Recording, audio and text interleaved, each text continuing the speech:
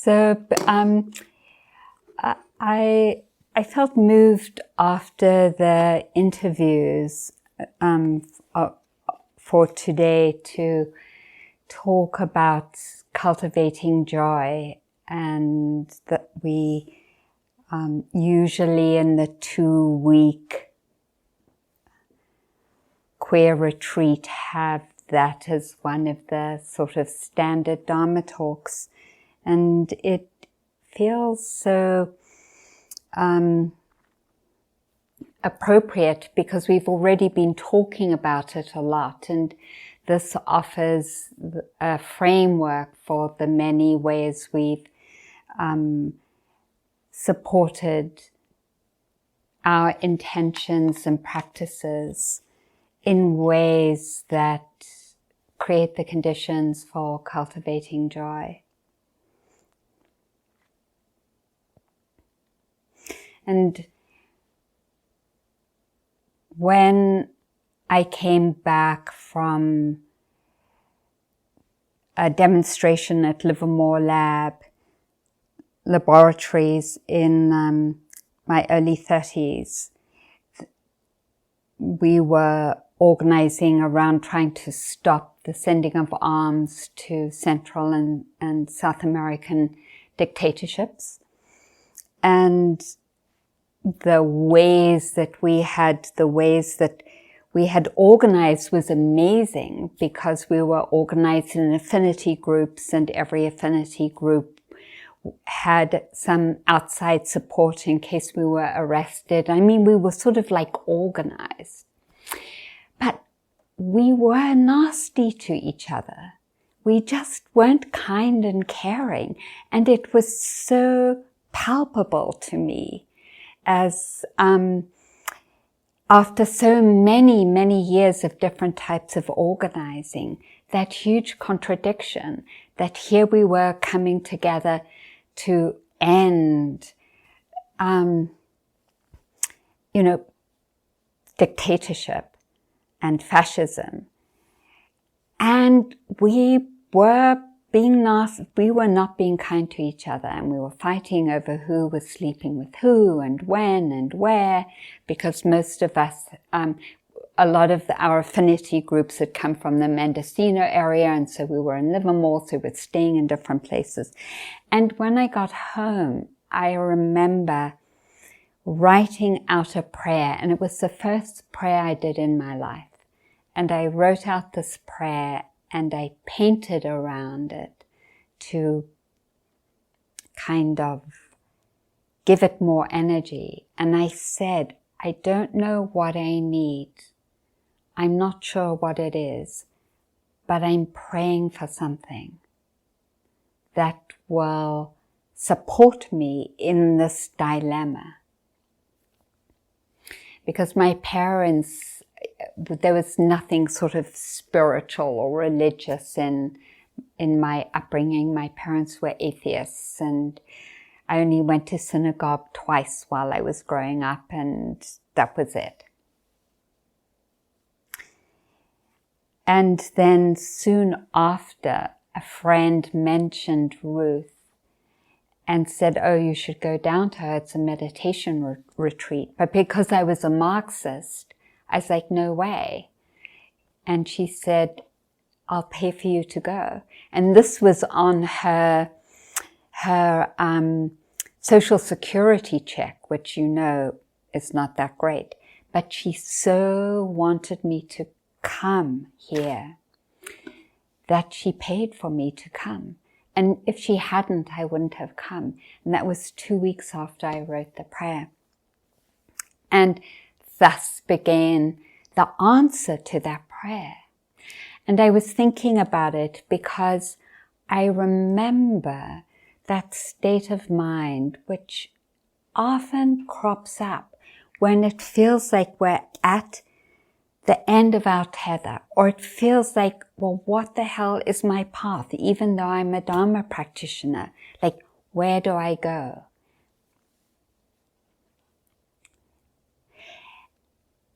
And what I love about that prayer, and when we talked about karma on the first night together is how even in that intention, with no connection to anything other than the wish, something unfolded. And that there's been a kind of lawfulness in the unfolding, since then, in terms of understanding that there is a path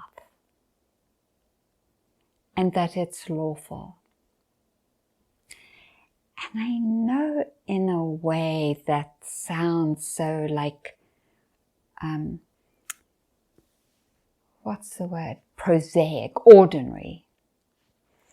But it's so profound to acknowledge that no matter what, there is a path that is lawful and that takes us to the end of suffering. We don't know how it will manifest, and we don't know the ways that lawfulness is expressed for each of us, but we know that is actually the reality of how our minds work and how conditions support something to happen, and that it isn't just good luck, that it's lawful. And I say that because in these times when there is an weighty expression of ignorance and a turning towards an intensification of greed and of hatred, it sometimes feels like that's so overwhelming that there is no path, and yet there is. And that's why I want to talk about cultivating joy, because actually it is the practice that is the most beautiful antidote to that place we come to when it feels like there isn't a path. And there is. Because sometimes when it feels like there isn't a path, when it feels like it's just, how can I be mindful of all this? It's too much. I can't be. That mindfulness doesn't feel like it's helping or that it has the strength to hold what's happening. Turning towards joy is the path and the antidote to that, and is the great strengthener of the heart and the mindfulness, so that we can open more and more to how things are without feeling overwhelmed. So this teaching comes from the Visuddhimagga, and it's a kind of path in itself, not exactly the path of appreciative joy in the 4 divine abodes, and not exactly the cultivation of joy in the 7 factors of enlightenment. It's actually a kind of path that is a fusion of that and some other things as well. So to begin with one other thing about joy and the cultivation of joy.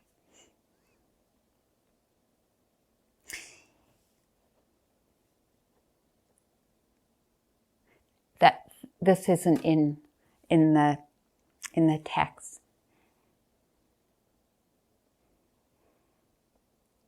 In answering that generous offering of my friend and coming down here, for the first few years, Ruth and I were were in an extremely contentious relationship.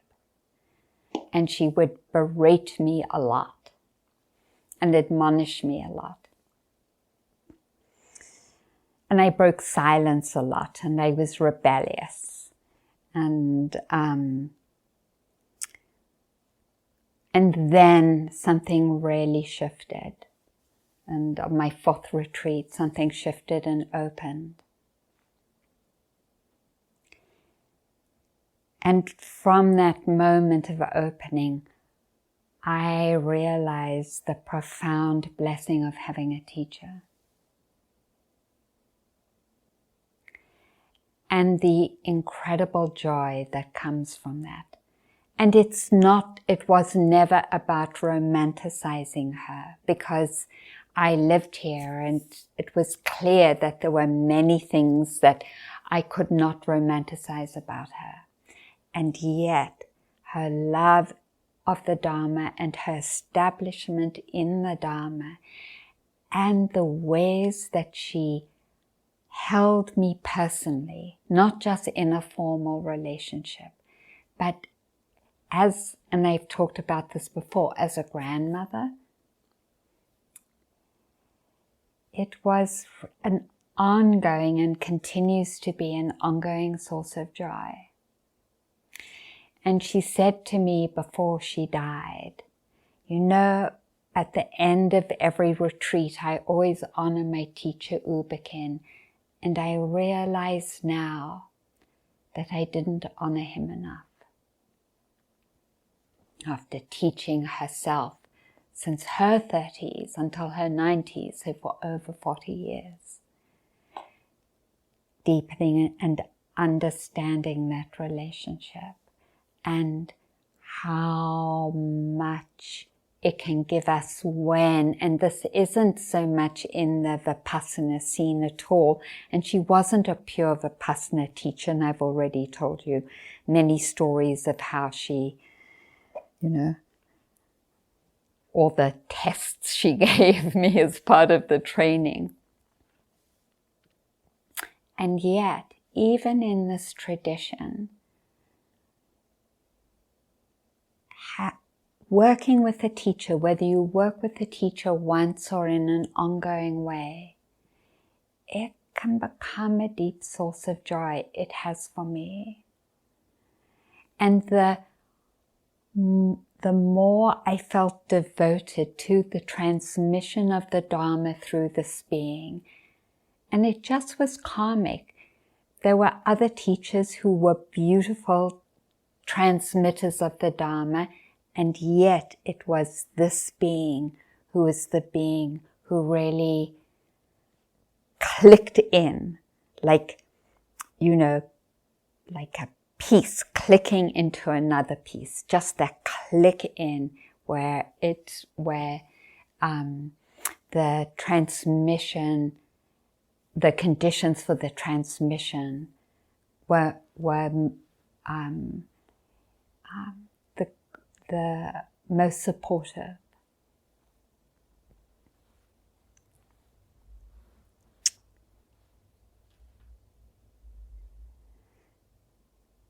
And I've really been feeling that these last days, sitting here, something about you all being in the network mode rather than here. And so somehow feeling the altar and the almost embodied presence. Truman was talking about that embodied presence of Ubekin and Ruth, and that we are living in this energetic transmission. And so that's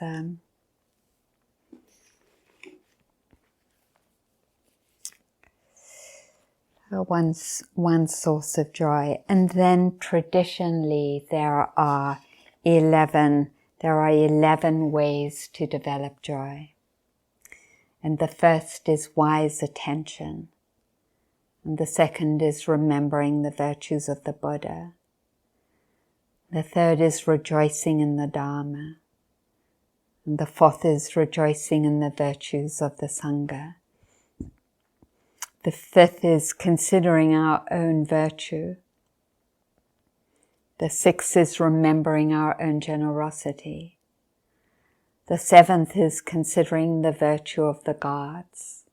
In this case, those beings who are living in more of the Brahma and angelic realms. The eighth is reflecting on perfect peace. The ninth is avoiding persons overwhelmed with anger. The 10th is reflecting on the suttas. And the 11th is inclining the mind towards joy.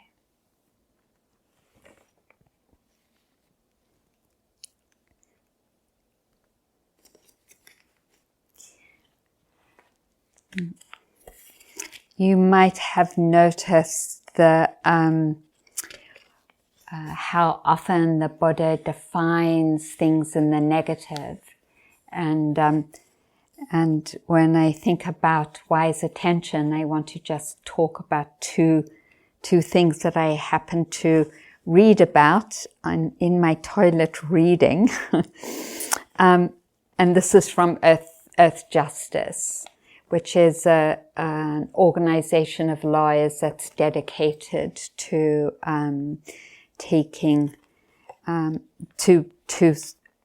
protecting the earth and peoples. So this is one area that they've been working on. They say, in the land of 10,000 lakes, the boundary waters canoe area wilderness is a mecca of canoe-friendly waterways. Glacial freshwater lakes sustain the habitat for imperiled species like lynx, moose, and wolves. Yet where locals, conservationists, and millions of visitors see precious natural wonder, the Trump administration sees dollar signs. The U.S. Forest Service reversed its 2016 assessment, rejecting mining activity on the doorstep of the boundary waters, then green-lighted plans for a Chilean-owned copper and nickel mine. The approval process was rushed, shrouded in secrecy, and relied on a cursory environmental review that ignored the agency's own science. And so Earth Justice is suing the government on behalf of local businesses, conservationist groups, and those that live in that area.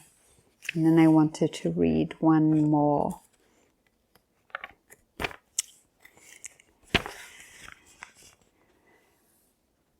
In a victory for children across the US, a district court ruled against reducing healthy nutrition standards for school lunches.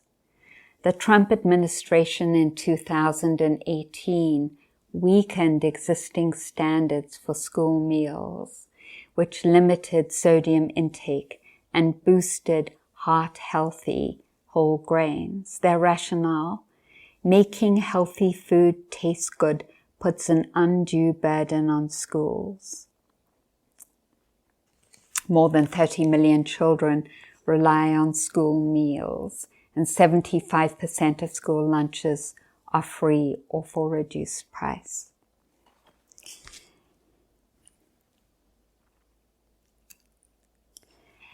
And both those, just one of many, many, so touched me in illustrating the opposite of wise attention. When our perception is distorted by greed, by craving, by wanting, by the profit motive, and not to polarize it into enemies and bad people and good people. The exact opposite, to name why we are making as much effort as we are to cultivate wise attention. Because when we don't, ignorance operates. And in ignorance, we make decisions like those decisions that are harmful and that bring about disease and suffering. And as I contemplate, and maybe you too, contemplate those moments in our minds where there is no preference, just feeling into the power of that discernment, where we are relating to reality as exactly as it is, but not just in that dead-ended way, but in a way in which discernment sees the path. It sees the path forward. And if it not see, the path clarifies itself. Even if it's just writing a prayer, the path clarifies itself. This is what is needed. And in that discernment is always well-being, the well-being of beings. And there's no rule around it, because in each moment, discernment discerns in those conditions what supports well-being. And it's so clear when discernment from wisdom, the expression of that clarifying and illuminating what needs to be understood or what is understood in the expression of supporting well-being and the ending of suffering. That wise attention and the wisdom that comes from it, that is the fruition of our work. And we have moments of it, and it's so beautiful to lift it up. Those moments when there's the knowing of the experience as it is, with no movement of the mind, and remembering that. That is where our real power lies. And you know there's this other kind of power, but it's clear. There's no power in it. It's harmful.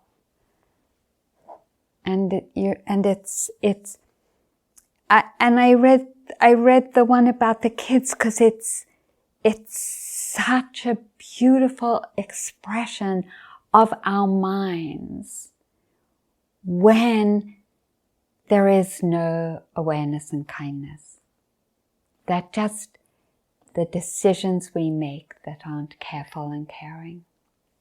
So when we contemplate our moments of wise attention, split second, it becomes the condition for joy. That capacity that we have.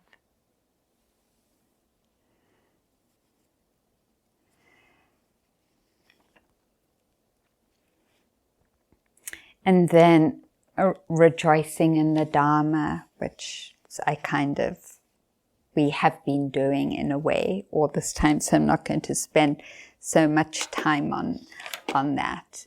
And rejoicing in the virtues of the Sangha, that in a way we were doing that last night, weren't we?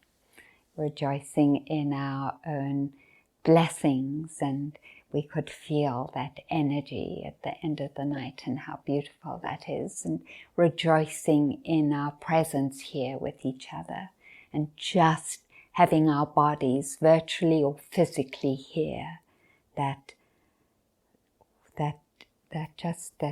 the conditions for rejoicing and joy.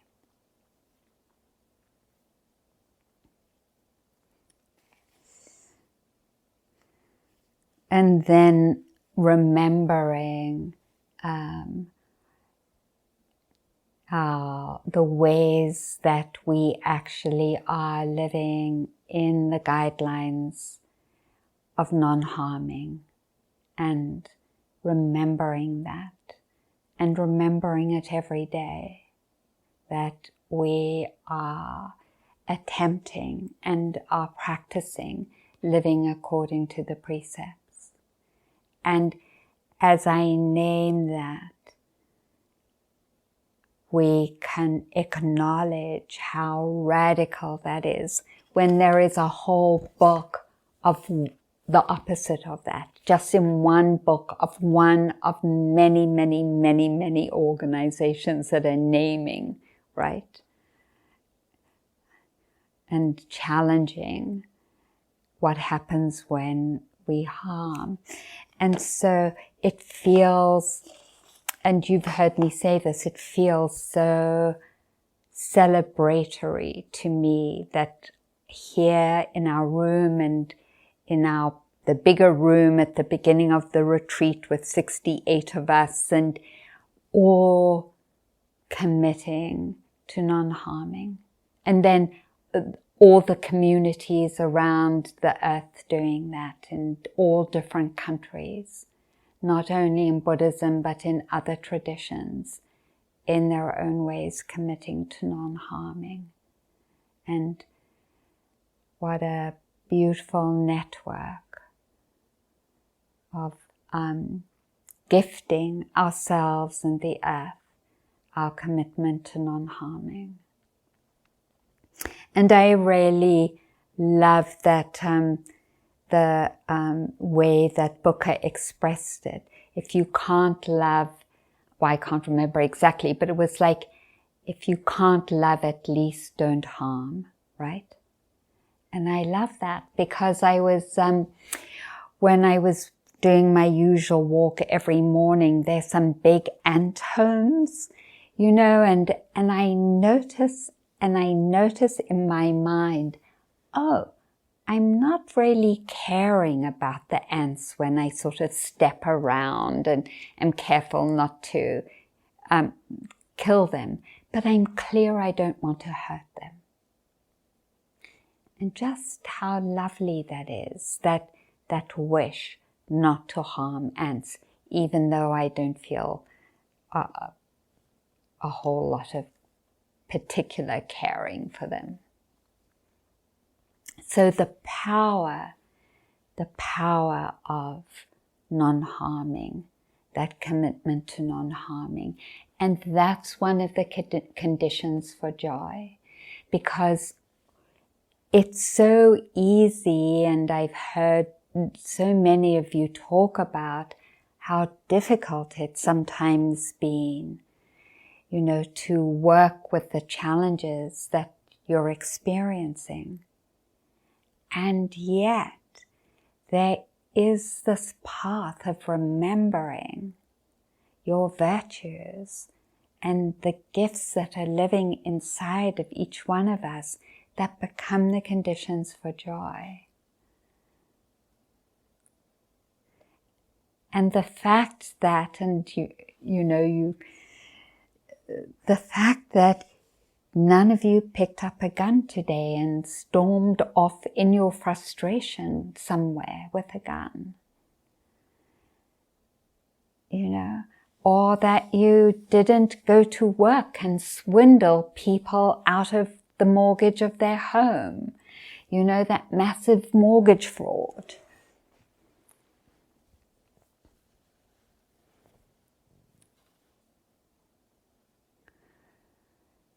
That you aren't working in a place that went into a subterfuge agreement to bring a Chilean mine, copper mine, into a park.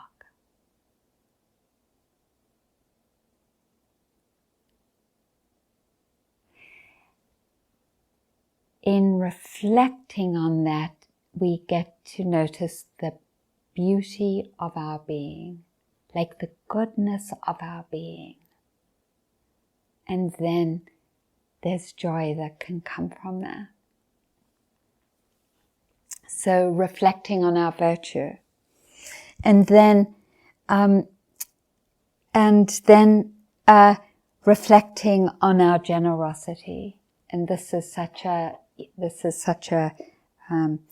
a beautiful practice of thinking about the times that we've been generous and appreciating that generosity, respecting it and honoring it.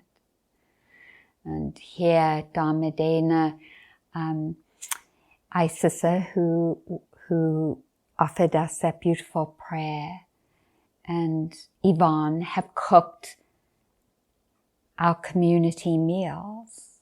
And then during the second part of the retreat, Mel has been cooking me my lunch.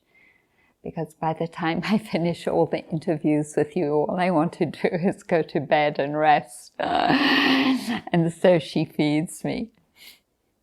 Just how beautiful it is, our expressions of generosity, and how it brings such a lovely connection. And so the Buddha said that you can spend unlimited times contemplating your generosity and what you've given, and to take joy in it, to remember the feelings in your body as you contemplate it, to be present with those feelings, and to see how joy arises from that. This is a little story I resonated with me because the same thing happened to me when I was living in New England. A woman was driving home with 3 male friends after a morning of volunteer work for the Salvation Army. It had been snowing hard, the flakes piled up in thick blankets. When they passed an old woman trying to shovel her driveway. One of the men asked to be let off. I didn't think much of it, the woman said. I'd assumed that this guy just wanted to save the driver some effort and walk the short distance home. But when I saw him jump out of the back seat and approach the lady, my mouth dropped in shock as I realized that he was offering to shovel her walk for her. I felt like jumping out of the car and hugging this guy, the woman reported, still surprised at her strong reaction. I felt like singing and running or skipping and laughing. I felt like saying nice things about people, playing in the snow like a child, telling everyone about his deed. Feelings of elevation seem to foster admiration and a desire for closer affiliation with a good deed doer. The woman in the snow shoveling incident said, although I've never seen this guy as more than just a friend, I felt a hint of romantic feeling for him at the moment. And it's so funny when she read that, speaking of Ruth, because I would have dreams, and you know, Ruth was like in her late 60s when I met her, and I was in my 30s, but I would have these romantic dreams about her, you know, which had nothing, of course, to do with her looks, but everything to do with her Dhamma. So a 46-year-old Japanese housewife described how she felt when she saw people volunteer to help in a natural disaster. The heart brightens up, akarui, and I feel glad, yokata, relieved, anshin, admiration, sugoi, and respect, sonkai. A primary school principal in a small village in Orissa, India, reported a feeling of joy, ananda, and a tingling sensation in his body when he saw people in his school step forward to defend a teacher wrongly accused of having stolen some books. So sometimes underestimating the gift of and the power and the effect of generosity. And this is what the Buddha said.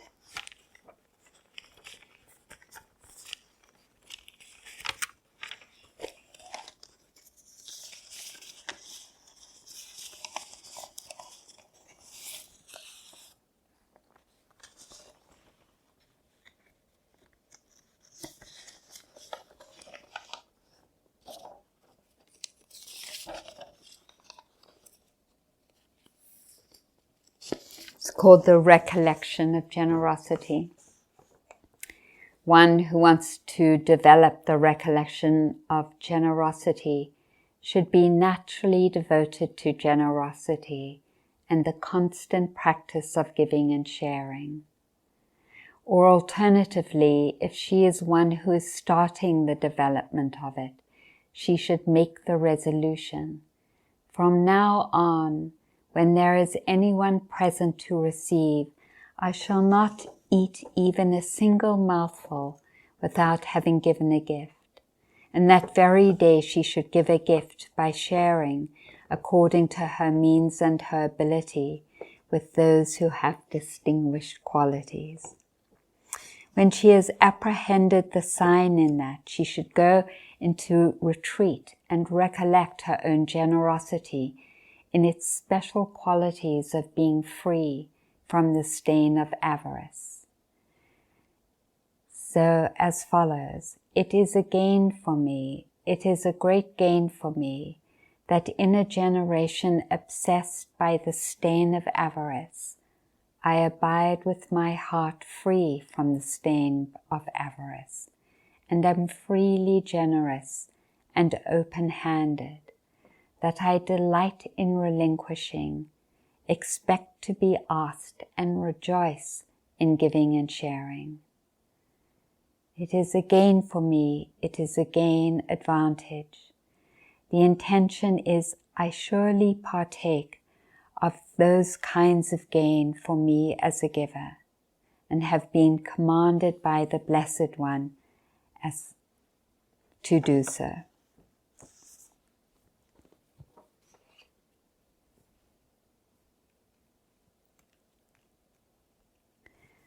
So this relinquishing of the tightness, of the constraints of our heart in holding on, and that beautiful capacity to let go.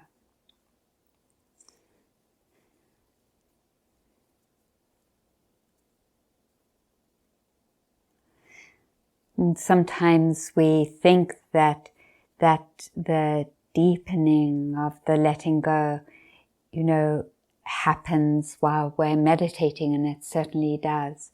But there's so many stories, like the story of Ananda coming into stream entry when he was lifting his foot and getting into bed. Like just how framing our practice as this ongoing relinquishment in the understanding that at some point, and not necessarily in formal practice, there's a deep and profound letting go into freedom and stream entry. So recollecting our generosity, especially where it's more difficult to feel metta or compassion. It's a beautiful practice.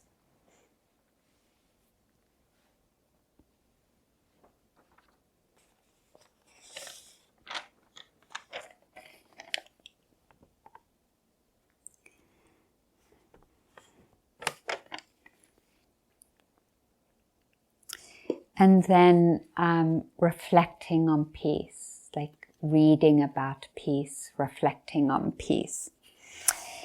And for that, I wanted to go back to reflecting on the virtues of the Buddha, because it is an amazing practice. It's been an amazing practice for me. I remember Michelle McDonald one of my teachers actually, who teaches in Burma every year and who is really close with some of the quite realized practitioners there in the monastery where she teaches and around about.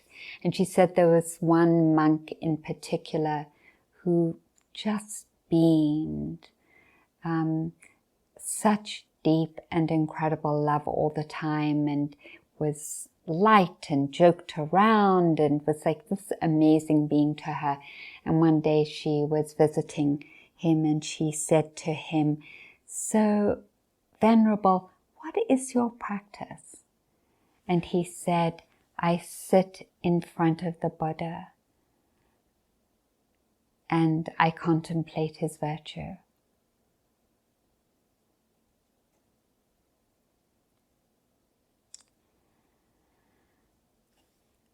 And that it just feels so moving to me, that practice of resting our minds when they don't feel restful, in contemplating the beautiful virtues of the Buddha. And so I'm just going to read a few because it's always so lovely to do that. And before I do it, just to also say, you know, if the Buddha doesn't do it for you, anyone who inspires you and contemplating their virtues.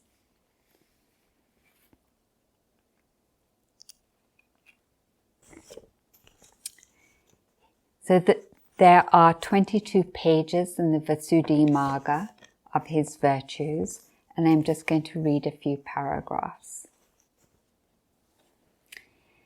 He is accomplished.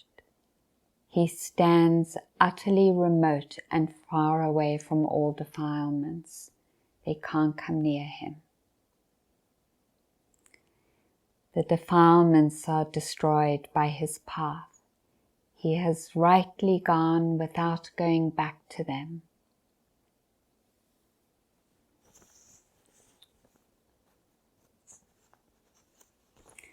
He has worked for the welfare and happiness of the world without deviating into an eternalism of an unchanging soul or spirit, or annihilation and negating continuity and self-mortification. Also, such speech the Buddha knows to be untrue and incorrect, conducive to harm and displeasing, and unwelcome to others, he does not speak. And such speech he knows to be true and correct, but conducive to harm and displeasing and unwelcome to others, he does not speak. And that just is so amazing, how many times I know that what I'm going to say is unwelcome to others, but it's true and correct.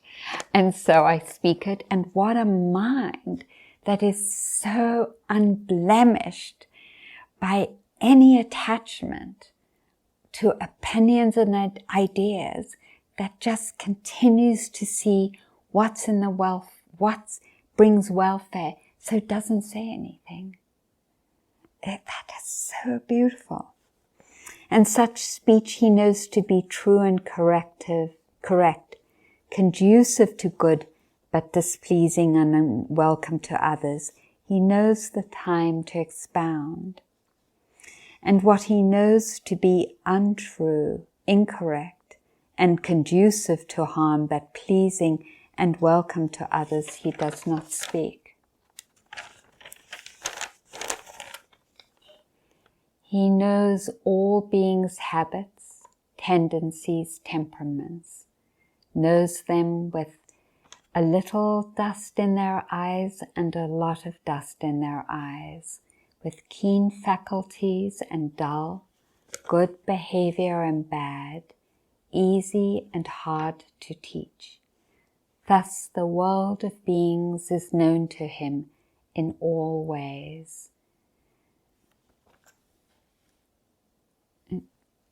going back to some of the ways in which we've been naming beings with harm, like the ignorance of those that made the decision about the copper mind, and how knowing those beings with harm without separating them into bad, like these are beings that I'm moving out of my heart that I'm not going to teach, that he knows all beings with little or a lot of dust and how to teach them.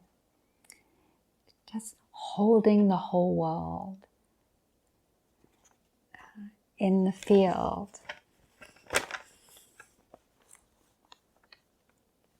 He has abolished all 100,000 kinds of trouble, anxiety and defilement, described as greed, hatred and delusion, as misdirected attention, as consciencelessness, as shamelessness, as anger and enmity, as contempt, as domineering, as envy, avarice, deceit, fraud, obduracy, presumption, as pride, as haughtiness, as vanity and negligence, as craving, ignorance, as the three roots of the unprofitable kinds of misconduct, defilements, all stains, fictitious perceptions, applied thoughts, the bonds, the floods and bonds of bad ways, the 5 wildernesses of the heart, all the hindrances, the 108 ways of behavior of craving, that is to say, all defilements of the aggregates and karma formations he has rejected, all kinds of becoming. So he is fit to be relied on.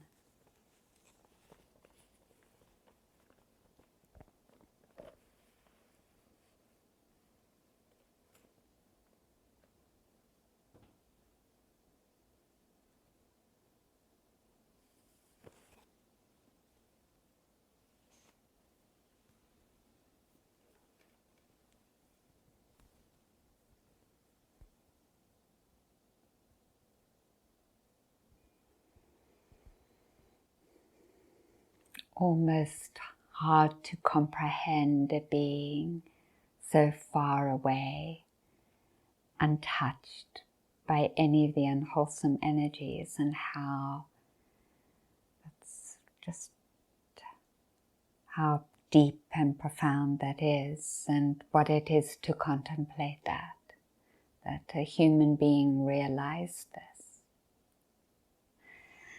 And if that, if that seems, like I said, if that seems like just a little too way off, then taking any of our heroes, heroines, inspirers, those who've inspired us, and contemplating, not demanding perfection, but contemplating just 1 or 2 of those qualities that are so amazing. And on my refrigerator, there's a postcard of 22 of the African American women who are part of the Freedom Riders, and it's acknowledging that the backbone of that movement was African American women, and they have pictures and their names, and many of them were imprisoned and beaten up, and they would come out and they would continue to demonstrate and organize some of the marches we've heard about. And that fearlessness, contemplating that fearlessness and how beautiful it is. That willingness to stand for freedom. So the cultivation of the wholesome energies isn't only about being mindful, but actually is this huge field that is open to us for contemplation. May we enjoy it.